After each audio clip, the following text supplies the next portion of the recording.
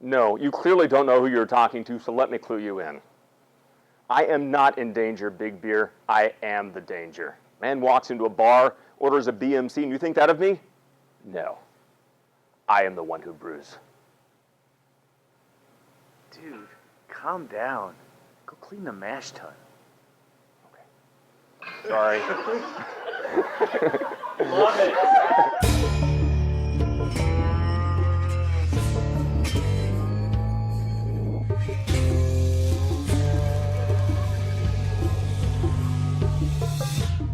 So hey guys, we're back again for another episode of Beer Betties, and we're here at Hole Brewery. My name's Tom Anderson. I'm a founder, Rabbit Hole janitor, and the hatter. My name's Larry Cheek. I am the founder, I am the truck driver, and I am the prophet. My name's Matt Morris, founder, brewmaster, janitor. Period. Period. They're kind of the new kids on the block, but they've been making a name for themselves already. But don't worry, unlike the new kids on the block, they're not going to break out in song or do any kind of hard drugs. Instead, they're going to make delicious beer. So why don't you guys tell us, how did you get started? How did the brewery kind of come into fruition? Whose idea was it?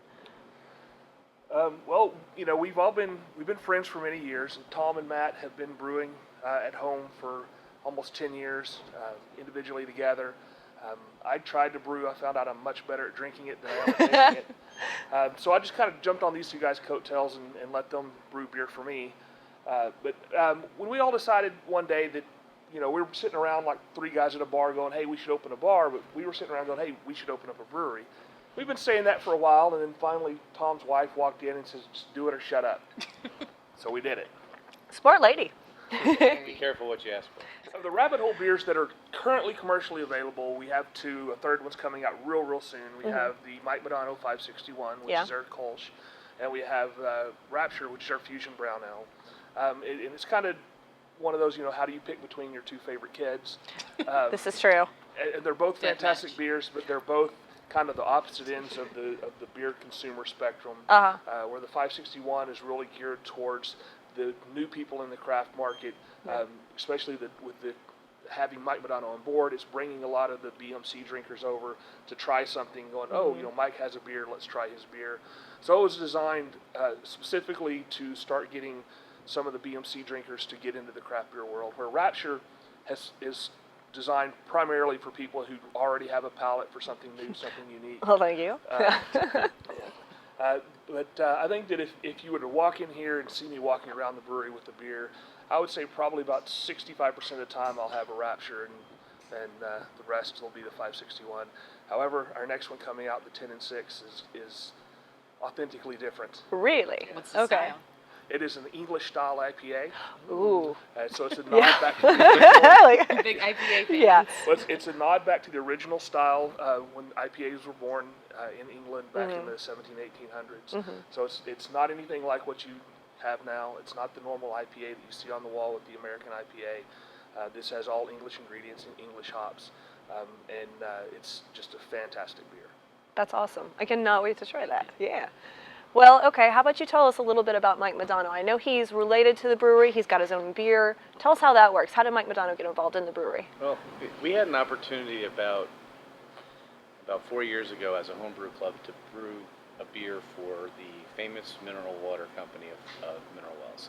And turns out that she knows Mike Madonna, and so off the cuff I kind of tongue-in-cheek said, next time you see Mike, find out what his favorite beers are, because I was like, hey, I'm gonna brew him a beer. She comes back 10 minutes later and says, his favorite beers are this. Tell Mike through her that I want to do a beer for him. He says, I'm excited.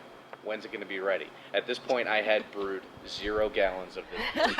So it was at that point that I basically got to work on something and started iterating on a recipe. Got a chance to go and take it to his retirement, which he really liked it, and talked about it to other people quite a bit. And so when we started Rabbit Hole, we all kind of powwowed together and said, you know, this doesn't make or break a business plan. We can't guarantee a celebrity endorsement if we're going to have a solid company, but we lose nothing by asking if he wants to be involved. Yeah. So we met with him, and it turns out that he really truly likes endorsing things that are local and that he likes. That's awesome. So why you don't see him around on everything in Dallas-Fort Worth is because he really picks and chooses the things that he wants to be a part of. And so we're kind of honored that he chose that. And he's also part of the ownership group of the brewery. He does have a stake in the brewery. He helped design the recipe, and he actually came up with the name that we're currently using. So he's been very involved. That's awesome. One of the other neat things is when he goes out to a restaurant, simply being Mike Madonna, normally the manager ends up at his table to shake his hand or whatever. Mm-hmm. And it's gotten to where Mike will now go out to a restaurant and eat, and when the manager comes up, the first question is, why don't you have my beer on tap?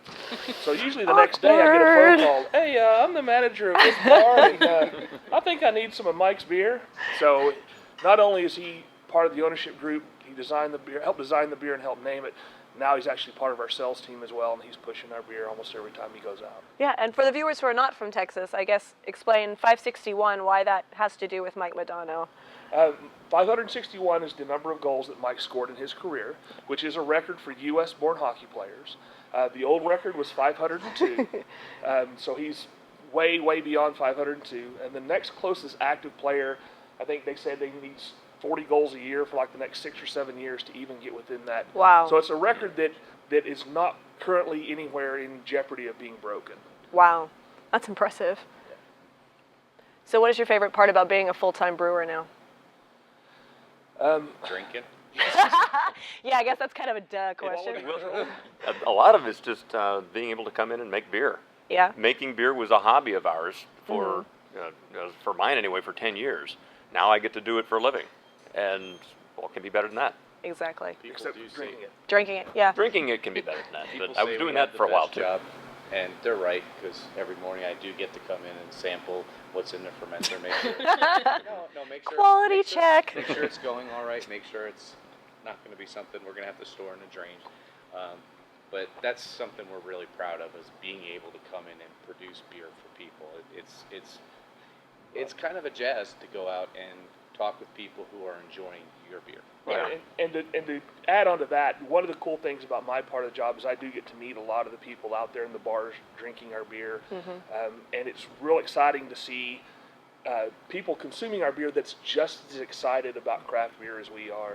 They're just as excited about telling their story as we are. You know, and that's kind of the whole focus of Rabbit Hole, is let's go down this rabbit hole together. And it's fun watching people at the bars and the restaurants around the DFW Metroplex willing to go on that journey with us. Yeah. So I understand you guys have a new member to your team. We do. So I wanted to hear a lot about that. Well, one of the things when we first started, our business plan was we were going to try to run everything ourselves, just the three of us. We divvied up the job responsibilities, and one of the things that fell on to my plate was both sales and distribution. And I learned really, really quickly on that I just physically can't do both. Yeah. I can't make a sales call when I'm driving, down 35 or across 635 in traffic or whatever with a truck full of beer. And so we sat down and we talked about, what part do I need to give up and how do we need to give that up? It came across to us that Tate was currently looking for a job. I know he had a lot of experience with that. Tate and I have been friends for a long time. And so Matt, Tom, and I sat down and said, let's give him a shot and bring him in. And so that's taken a lot of the sales off of my plate. That's allowed me to do a lot of other things that need to be done around the brewery. And so we brought in Tate.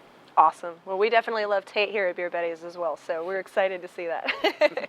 Well, thank you guys so much for having us in your brewery. This looks incredible. And you guys, if you get a chance, come out here. When are your tours? You guys are having tours now, right? Yeah, Saturdays from 12 to 4. Okay. Every Saturday. All right. Saturdays from 12 to 4, $10. $10 at the door. You get to take a pint glass home, and you Ooh. get three tastings.